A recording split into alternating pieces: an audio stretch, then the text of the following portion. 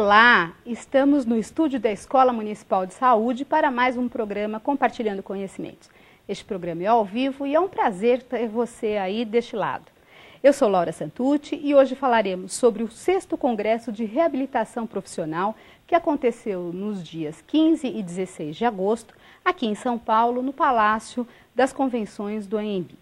O evento abordou discussões e temas voltados para atualização, insegurança e reintegração laboral, reabilitação profissional e também a questão da lei das cotas, da telereabilitação e a reabilitação profissional e ações regressivas. E hoje, em nosso programa, pela primeira vez aqui, no programa Compartilhando Conhecimentos, nós estávamos batendo um papo aqui, né, Gilce? Isso. A Gilce, então, Gilce Assami Agata, que é gerente de qualidade de vida no trabalho da Diretoria de Desenvolvimento Organizacional da Coordenação de Gestão de Pessoas da Secretaria Municipal de Saúde. Gilce, é um grande prazer recebê-la aqui. Eu sei que a gente fica um pouco nervoso no inicial, mas antes de mais nada eu queria passar para você para uma saudação inicial. Tá, muito obrigada, Laura. Eu agradeço muito esse convite, a oportunidade de poder estar falando sobre essa questão da reabilitação, né? Que aí no nosso caso na Secretaria a gente trata da readaptação, né? Que a gente precisa ter esse olhar para o nosso servidor. Como é que foi participar desse congresso, Gilce? Vocês que têm um trabalho tão importante dentro do que a gente chama de GEDEL, né, da Diretoria de Desenvolvimento Organizacional, e você que é a gestora e cuida da questão dos nossos readaptados, como é que foi essa sua participação? Então, Laura, é muito importante a discussão que se traz dentro do Congresso, porque assim, a abordagem antigamente era só do privado, né? Hoje não, hoje a gente tem os órgãos públicos participando, inclusive sendo premiados. E assim, é uma discussão grande, porque eles tratam da questão do adoecimento, né? Do que as empresas hoje utilizam de ferramentas para estar melhorando a qualidade de vida do trabalhador, né? Então, a gente tem assim, N experiências. E o foco maior deste ano foi a questão de olhar o trabalhador como um todo, né? Como uma pessoa, não só como o trabalhador. Então, pensando nele na família, pensando nele no seu trabalho, na sua comunidade. E qual foi o principal objetivo do Congresso? Você está falando que o foco principal era olhar o todo, né? O trabalhador como a pessoa. Mas voltado para o quê? Né? O adoecimento do trabalho, quais foram os tópicos principais discutidos no Congresso? Tá. O maior tópico foi a questão da reinserção dele no mercado de trabalho. Porque hoje a gente tem, pela OMS, né, são 15% da nossa população mundial, ela está em situação ou de pessoa com deficiência, né, ou por acidente de trabalho, incapacitados de retornarem ao trabalho. Então, a discussão foi muito nesse sentido de como, né, quais seriam as ferramentas e o papel do Estado no sentido de você trazer estas pessoas e reinseri-las no mercado de trabalho. E aí, consequentemente, você faz o quê? Você traz ela de volta para a sociedade, né, para uma vida ativa, um outro papel dentro da família. E aí também tem todo um trabalho que tem que ser feito não só com este trabalhador que está temporariamente adoentado, mas também uma conscientização que deve ser feita pela empresa ou pela instituição a qual ele está vinculado, não é isso? Isso. Isso também foi discutido no Congresso? Foi discutido. Teve uma empresa lá que foi muito interessante, né, que eles falaram o quê? Quando começou a questão das cotas, né, para a inserção do deficiente no mercado de trabalho, a empresa, ela achou que na empresa dela não seria possível, né, porque era uma empresa que trabalhava com a frente de trabalho deles em estrada. Então é construção de estrada, né, recapeamento, então é um trabalho muito braçal. E eles acharam, bom, não tem como inserir nenhum PCD, né, que hoje se fala pessoa com deficiência, se usa o termo PCD. Seria impossível isso, né? Só que aí veio a primeira multa, a segunda multa, que foi muito pesado. Aí eles pararam para repensar nessa questão, né? E aí foi montada toda uma estratégia. Então a primeira coisa que eles tiveram que fazer foi sim, trazer a discussão, né, de quais eram as possibilidades dentro da empresa de ter este acolhimento, esse olhar para um PCD, né? A sensibilização, principalmente com os gestores das áreas, das grandes áreas, e com a equipe de trabalho, né? Fora isso, isso é muito interessante, né? Eles também tiveram que fazer um corpo a corpo com as famílias, Por quê? Porque o PCD na nossa sociedade ele é visto como uma pessoa que não pode produzir, né? Ainda tem essa característica. Né? Então teve todo esse trabalho, todo esse mapeamento, que eu acho que a gente também faz isso com o olhar da nossa readaptação, que a gente acaba tendo que ir até os gestores das unidades, né, dos serviços, e falar que o readaptado ele é uma pessoa assim, que é produtiva ainda. Né? Você tem que só ter um olhar e pensar no que ele pode produzir e de que forma. Né? Agora, antes da gente entrar na questão da readaptação funcional, eu queria que você falasse para aquele gestor que está lá na ponta, que está nos assistindo, essa questão da lei das cotas. Né? Hoje, então, pelo que você está contando, é obrigatório toda empresa ter um número de profissionais que, como você diz, de pessoas com deficiência, o PCD. Isso. É isso. E aí, quando o órgão trabalhista fiscaliza e não identifica esse percentual, a empresa é multada. Quer dizer, ou ela aprende no amor ou ela aprende na dor, é isso? Isso mesmo, é isso. E aí, assim, a gente tem várias experiências, né? Esse daí do trabalho braçal, assim, é uma coisa bem inusitada. Mas também tem uma experiência no Sul, né? Em que o SENAC e uma consultoria particular e um mercado da região, eles formaram uma parceria para quê? Para inserir os esquizofrênicos, no caso, no mercado de trabalho. Quer dizer, quando você fala de esquizofrênico, você pensa, bom, não tem como ele trabalhar, né? Nem como ele viver numa sociedade mais tranquila. Mas não, eles fazem um trabalho com a família, com o paciente, né? Com a equipe de trabalho no mercado de trabalho, né? No supermercado, né? E fazem uma capacitação. Então, o investimento é na educação, no estudo, na capacitação e também na sensibilização. Né? E aí teve um acordo, porque o pessoal que é de saúde mental, né, os pacientes de saúde mental, eles não entram dentro das cotas. E aí teve mais uma parceria com o Ministério do Trabalho local. Tá. Né? E aí você trabalhando em rede, você consegue. Então, assim, é possível sim, basta que o gestor tenha uma sensibilidade, uma escuta e um olhar diferenciado para a atividade do seu PCD, no caso. E aí você tocou no assunto, você que coordena, né, junto com o GEDEL, toda a questão da readaptação funcional dentro da Secretaria Municipal da Saúde. Então, queria que você também fizesse esse recorte. Como é que vocês têm trabalhado, né, para que o readaptado funcional, que já existe há muito tempo, né, e que possa ter um olhar, não um olhar de discriminação, mas um olhar inclusivo, né? Que a gente tenha realmente uma cultura inclusiva para esse trabalhador. O que a gente tem feito é o quê? A gente sabe que os gestores das unidades, eles têm uma rotatividade grande, né? Então, o trabalho que a gente faz é o que? É de sensibilizar a todo momento este gestor, mostrando para ele que é possível e mostrando experiências exitosas, né? Quando o readaptado, o servidor, ele é readaptado, ele é acolhido pelo nosso interlocutor nas regiões. Né? E aí tem a escuta, né? Porque assim, se você pensar no nosso readaptado, às vezes é uma pessoa que estudou a vida inteira para ser médico, né? Fez especialização, uma árdua vida acadêmica, né? E quando ele é readaptado, né, muitas vezes, na maior parte das vezes, ele não pode mais atender, ele não pode mais ficar na assistência. Né? Então aí o que você vai fazer com este médico que ficou a vida inteira pensando e estudando na assistência? Né? Qual é? É a capacitação, é pensar o que ele pode trazer do seu conhecimento para qualificar o trabalho que existe na unidade. Né? E capacitá-lo, porque assim, é um profissional que muitas vezes não tem o conhecimento do nosso sistema, né, de regulação, não conhece os vários sistemas informatizados que nós temos. A própria rede de serviços. A própria rede, sim. Então, é um profissional que ele precisa deste conhecimento, portanto, da capacitação. Né?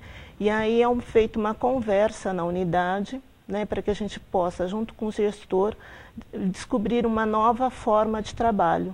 Né? Principalmente que a gente não pode desvalorizar o conhecimento que ele tem, porque senão ele vai se desmotivar, ele pode entrar em depressão, né? E ele acaba se afastando novamente do trabalho. né? Teve uma Fora palestra a que equipe. você assistiu sobre isso, que é o acolhimento ao reabilitado, Maria Isso. Eduarda Silva Leme. Isso. E ela também tratou dessa questão, como é que Tratou. faz essa inserção desse profissional que eventualmente está afastado e quais são os danos que isso pode eventualmente acontecer da pessoa que eventualmente está afastada por um motivo de doença. O que ela mostrou lá no congresso, né, foi uma fala assim, de que você tem que ver a pessoa como um todo. Novamente a fala de que o trabalhador ele não é fragmentado, né? Muitas vezes o nosso trabalhador, ele é chefe de família, né? Ele tem um papel importante dentro da sociedade e ele produz, é uma pessoa que produz. E na nossa sociedade, quem produz tem valor. Né? E quem não produz, ele começa a ser desvalorizado, começa a sofrer um preconceito, um estigma. Né? Então a equipe percebeu o quê? Que era importante, no afastamento da doença, já neste período, começar uma discussão do que ele poderia e como ele poderia estar retornando ao trabalho e à sociedade. Né? Valorizar essa questão dele como pessoa mesmo. Então, assim, as atividades dentro da sua comunidade, o que ele poderia estar fazendo, né? Porque ele acaba perdendo essa identidade, tanto social quanto a profissional, né? Exatamente porque ele tem que deixar de fazer atividade, ele deixa de ser pertencente a um local, porque ele está afastado há muito tempo, né? Às vezes na família ele era o gestor, ele deixa de ser, ele acaba tendo que ser dependente de alguém, né? Ele precisa da ajuda de alguém, né? Então são essas questões que a equipe aborda, o que eles falam okay, que só escuta quando você acolhe esse paciente, né, esse servidor, e você tem uma escuta, já começa a fazer uma diferença, né? Você consegue motivá-lo e junto nesta conversa descobrir outras coisas que ele pode fazer, né? E aí tentar trazer esta mudança, porque para o reabilitado e para o readaptado existe uma grande mudança na questão profissional, né? Agora, de qualquer forma, há um movimento muito grande nas empresas para que seja feito este acolhimento, né? E aí não é só do RH que tem que cuidar, né? Mas daquela pessoa, daquele gestor que está no dia a dia com o seu servidor, com o seu trabalhador. Há uma mudança cultural que tem que ser instituída para que a gente, infelizmente, a doença está aí, né? Tá. E como é que é a melhor forma de tratar? Então, eu queria que você abordasse um pouquinho como é que as empresas têm feito isso, né? Além do processo de capacitação, além da sensibilização, o que mais as empresas têm feito para não só acolher este paciente, né, esse trabalhador, mas também as pessoas com deficiência? Então, é assim, muitas das empresas, na entrevista ou no retorno, que é o que a gente chama desse primeiro acolhimento, né, eles acabam tentando perceber e diagnosticar quais seriam as necessidades, né, ergonômicas, né, que esta pessoa precisa. E aí a adaptação é feita no local de trabalho, né? Mas durante este período existem outras ações de qualidade de vida que são sendo feitas e que acabam abrangendo, né, toda a equipe. Porque hoje teve um consultor alemão que ele falou que com o aumento do adoecimento, do afastamento no trabalho, o número de trabalhadores hoje é diminuto, né? A gente está diminuindo. Então vai chegar um momento que você vai ter assim, ele até exagerou, ele falou numa guerra de talentos, né? Exatamente pelo número pequeno, com o aumento das doenças crônicas. Então a gente vai ter essa guerra. E para você fidelizar a pessoa, né, o trabalhador, para a sua empresa ou para a sua instituição, não adianta só pagar mais, né? Você tem que ter outras ações, que são as de qualidade de vida, o apoio nas horas de necessidade, né? Essa convivência, né, mais harmônica, né? Não esquecer que ele tem uma família por trás, né? Que ele é um ser humano. Né? E o que ele fala é isso, né? Que a reabilitação é um direito humano. Né? E acho que a reabilitação no modo geral, né? Não só no retorno ao trabalho e na tarefa, né? Mas nesse sentido de capacitar, de educar e do pertencimento. Porque quando você fala assim, eu fico pensando também, quando a pessoa volta, né, ela está adoentada e ela volta, ela também pode sentir um preconceito com relação aos demais colegas. Os demais colegas podem, na cabeça dessa pessoa que está adoentada, ela pode pensar, poxa, eles estão fazendo isso porque eu estou doente, então qual é qual é o meu papel? Por isso que quando você fala a questão do pertencimento, ele entender como ele pode contribuir com aquela instituição, com aquela empresa, independente, ele pode ter sido um médico, como você bem citou de um exemplo. Um médico que estava na assistência durante 20 anos, acontece qualquer problema, ele não pode mais ir para assistência. Como é que esse médico pode voltar e pode contribuir com aquela unidade, independente dessa doença? E quanto a equipe também está receptiva para isso? Então, acho que é um processo que a gente vive, né? Sim. Não é uma coisa rápida, nem instantânea, mas é cultural também. É cultural, e a gente fala que é a longo prazo, porque existem mudanças de paradigmas muito fortes, né? A questão, a pessoa hoje, quando ela volta ao trabalho, ela também tem que entender que ela tem limites, né? E eu acho que o gestor tem esse papel fundamental, que é o da escuta e desta comunicação com a equipe. Né, de deixar clara essa transparência das ações, né, de que não é um coitadinho, mas é uma pessoa que tem algumas limitações, mas produz tanto quanto outros membros da equipe, mas de um outro olhar, né, de uma outra maneira. Né, porque se a gente não tiver essa mudança de ação, de atitude, então a gente vai continuar com este nosso readaptado sendo coitadinho, né, e só fazendo uma tarefa pequena, diminuta, que não. Que ele pode fazer muito mais, né? Assim como os reabilitados, como os esquizofrênicos hoje fazem. Né? Então, a gente tem que tentar mesmo, aos pouquinhos, é um trabalho de formiguinha, né? É um trabalho pequeno, mas que é uma construção. Eu queria convidar você que está nos assistindo para mandar o seu e-mail, afinal de contas nós estamos ao vivo aqui. E nós estamos com a gerente de qualidade de vida da Secretaria Municipal da Saúde, que teve a oportunidade de estar em um congresso, em um seminário, discutindo a questão da reabilitação. Então, mande o seu e-mail para o canal profissional@prefeitura.sp.gov.br ou no nosso telefone direto, pode ser inclusive a cobrar, 3044 2975. E também nos acompanhe, nós estamos no Facebook e no Twitter. Bom, Gilce, eu queria que você falasse um pouquinho também das empresas. Você também estava me contando, antes de começar o programa, de algumas experiências que não só na área privada, mas também na área pública, começam a ser experiências exitosas no acolhimento das pessoas com deficiência. Eu queria que você contasse um pouquinho para a gente a respeito disso. Tá. Então, uma experiência muito interessante que nós tivemos lá foi da Unifesp. A Unifesp é a Universidade Estadual, né, de São Paulo, e que ela tem em torno de 10 mil servidores. Né? E ela é muito espalhada no estado inteiro. E eles tinham a questão da perícia vinculada à Secretaria de Planejamento. Né? E eles conseguiram desmembrar e trazer isso para a própria Unifesp. E aí eles montaram uma coordenadoria de saúde, não só de saúde, mas também de segurança e de sustentabilidade. Né? Então eles têm um olhar diferente para isso. Então, assim, a avaliação admissional, né, as licenças, a readaptação é toda feita pela própria Unifesp. E eles montaram uma equipe multiprofissional. Então, quando o servidor necessita, ele é atendido por um grupo. Ele tem uma escuta, né, o problema dele é discutido em grupo, né? Tanto que, assim, quando ele precisa ser readaptado, existe uma junta médica que faz isso. Né? Então, a junta decide, ele vai ser readaptado. Antes do retorno dele, o que eles fazem? Eles chamam o médico local, porque ele pode ser de Botucatu, né, de Bauru. Então, eles chamam a equipe local, o chefe dele e o diretor, né, da localidade, e fazem uma discussão das atribuições que ele vai desenvolver dali para frente.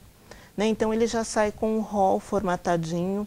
Né, ele é chamado posteriormente para saber quais seriam as atribuições, que houve essa discussão. Depois de 90 dias, ele é chamado para uma entrevista com o assistente social para ver como é que está a readaptação dele, a integração dele na equipe. Esse acompanhamento também é feito localmente. E aí ele tem um monitoramento, inclusive, do seu tratamento. Né? Então, quer dizer, é um diferencial dentro do serviço público. né? Porque o serviço público hoje a gente pensa, não, nós vamos para a perícia, vai para a readaptação e o posterior a isso, né? Se ele precisa de uma capacitação, eles são incentivados a ter esta capacitação, né?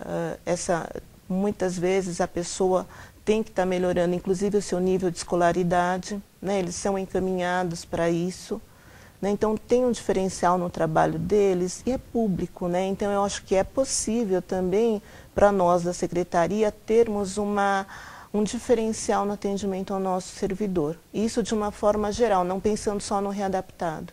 Porque infelizmente a readaptação é quase o final da linha. Né? Mas eu acho que a gente tem que antever isso. Fazer a prevenção. Sim, porque se falou muito no Congresso a questão do diagnóstico.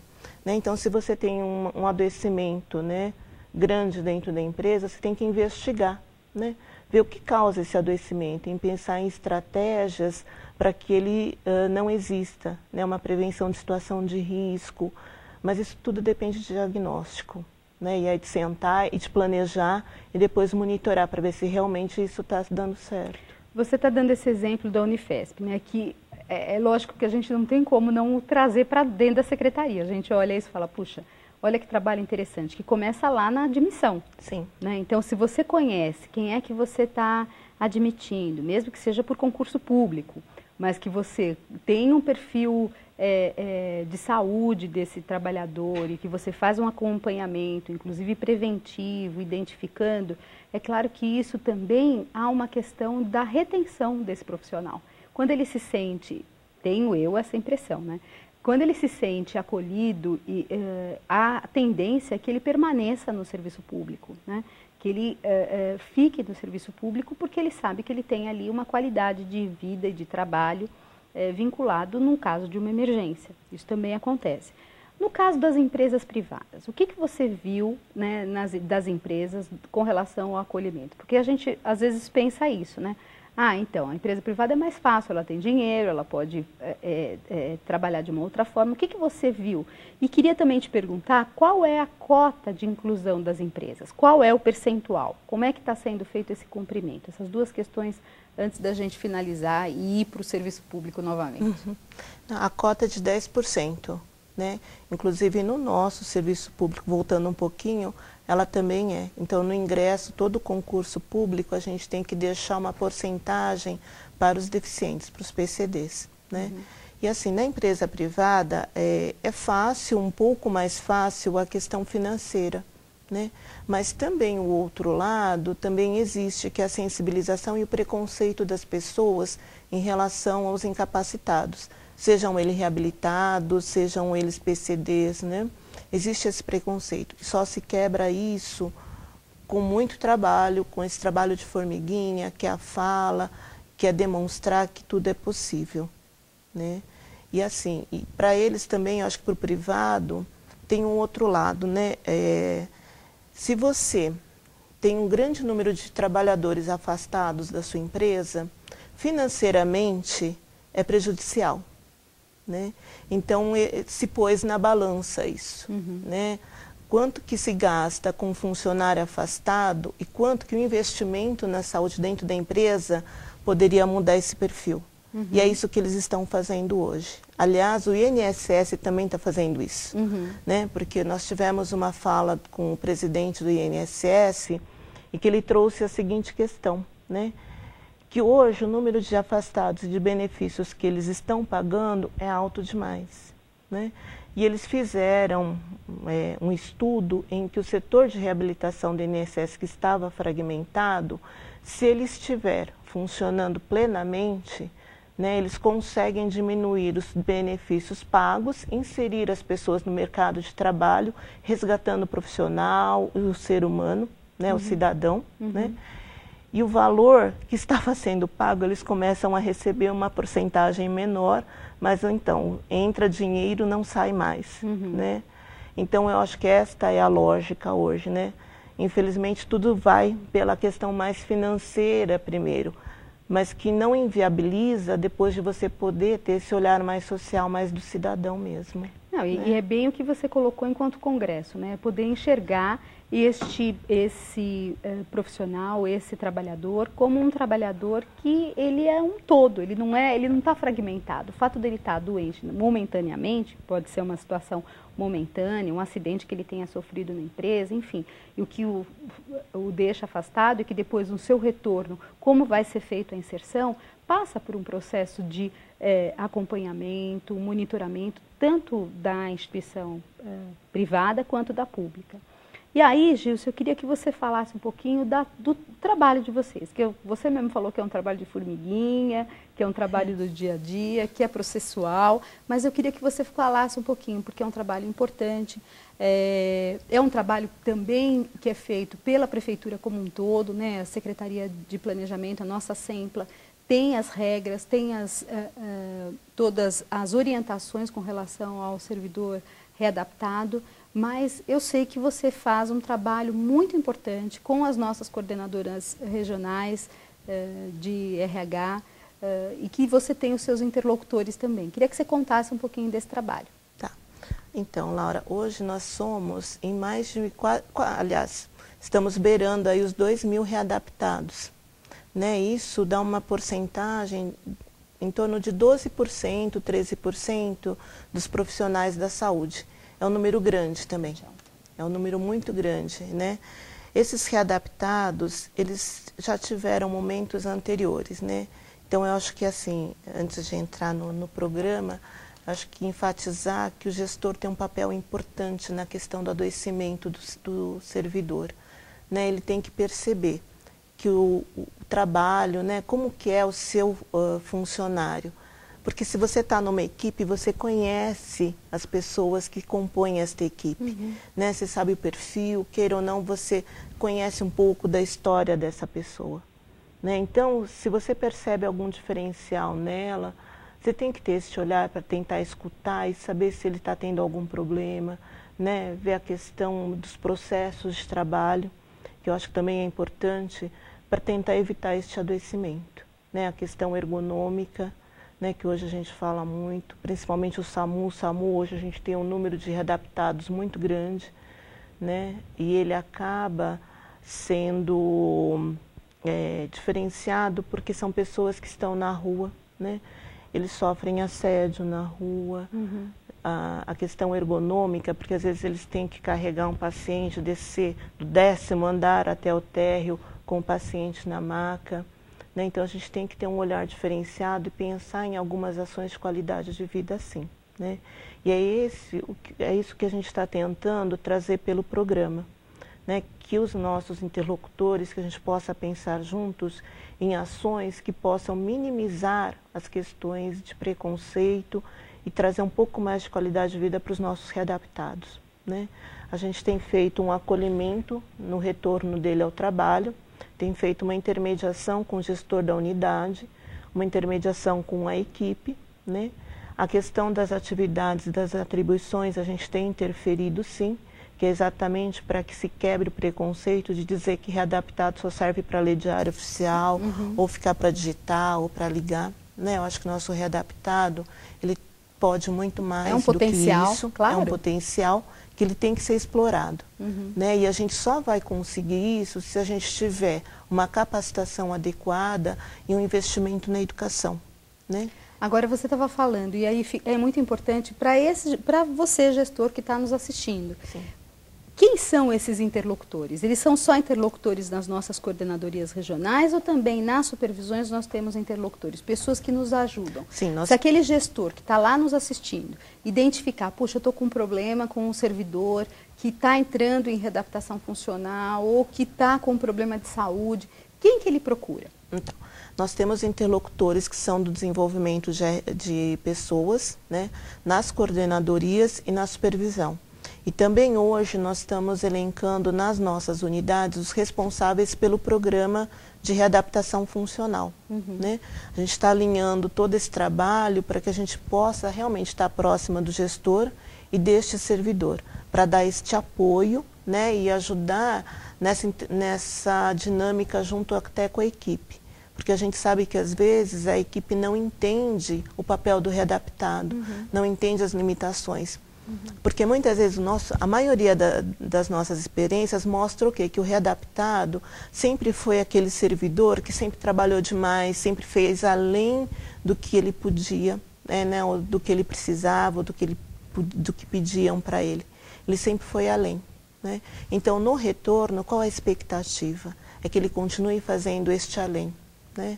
E aí, quando ele não consegue, e a equipe não está clara, não tem essa clareza, né, deste problema de saúde, porque às vezes não é aparente, né? Às vezes é uma coisa interna, eles vêm com preconceito, né, de que a pessoa está encostando o corpo, tá encostando, que agora ficou doente. Isso, né? Então eu acho que a informação, a comunicação e a transparência são importantes nesse momento. Qual é o nosso maior índice? Em que área, na verdade? Na parte ortopédica. Ortopédica é o primeiro, mas assim, quase encostando de saúde mental. Tá? Mas muito próximo mesmo. Bom, Gilce, eu queria passar, passa rapidinho, viu como o nosso bate-papo já passou, o nosso bate-papo foi muito bom, muito gostoso, a gente poderia continuar conversando aqui sobre isso. Eu queria passar para você, para suas considerações finais, lembrando que a gente está sendo assistido pelos gestores, pelos profissionais que estão na ponta, queria que você deixasse o recado para esses profissionais. Então, assim, eu acho que o programa de readaptação da Secretaria, ele está tomando um corpo e está sendo alinhado com algumas estratégias que são importantes, né? Mas, assim, nada é possível sem que haja uma pactuação, um envolvimento e um comprometimento dos gestores das nossas unidades, né? Sejam elas de saúde, sejam elas de serviço. Se nós não estivermos alinhados, conversando sobre cada profissional, sobre cada ação, né, não é possível se construir um programa de forma adequada. Né? Eu acho que a saúde ela tem muita singularidade em algumas atividades.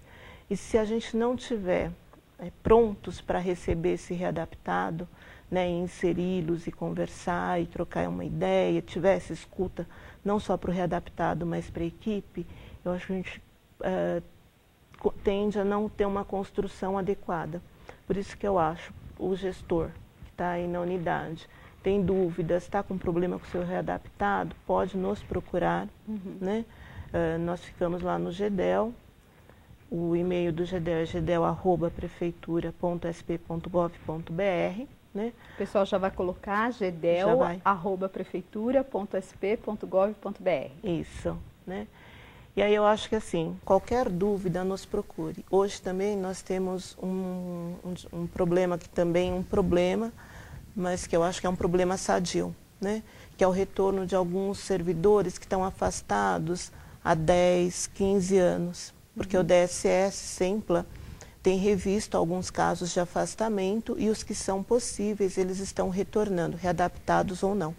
Né? Eles também retornam para nós, para interlocução. Então, vocês imaginem, né, uma pessoa de 10, 15 anos atrás, quer dizer, era muito diferente a secretaria, a informatização. Né? Então, eu acho que a gente tem que ter um olhar, ter um pouco de escuta e um pouco de flexibilidade com os nossos servidores. Gilce, olha, foi um prazer, uma honra. Tenho certeza que o pessoal que está nos assistindo gostou muito do nosso bate-papo. O teu e-mail está aí à disposição e o nosso e-mail aqui também. Então, eu agradeço muito a sua participação aqui. Foi a sua primeira vez no Compartilhando, mas venha outras vezes que você será muito bem-vinda, ainda mais para falar de um trabalho belíssimo que vocês fazem no GEDEL, em especial a sua gerência, que é a gerência que cuida de qualidade de vida do nosso trabalhador, né? De todos nós. Muito obrigada, viu? Eu que agradeço, Laura. Para você, trabalhador, eu espero que você tenha gostado do nosso Compartilhando Conhecimento de hoje. E no próximo Compartilhando, nosso tema será o primeiro workshop sobre autismo e realidade. Não perca! E participe, mande as suas questões, as suas dúvidas para o nosso e-mail, canalprofissional@prefeitura.sp.gov.br e ligue para o nosso telefone, 3044-2975. Participe também da nossa página no Facebook e também no nosso Twitter. Nos acompanhe, porque queremos cada vez mais você participando da Rede São Paulo Saudável, do Canal Profissional, porque, afinal de contas, essa TV é feita por você e para você. Participe e até a próxima segunda-feira.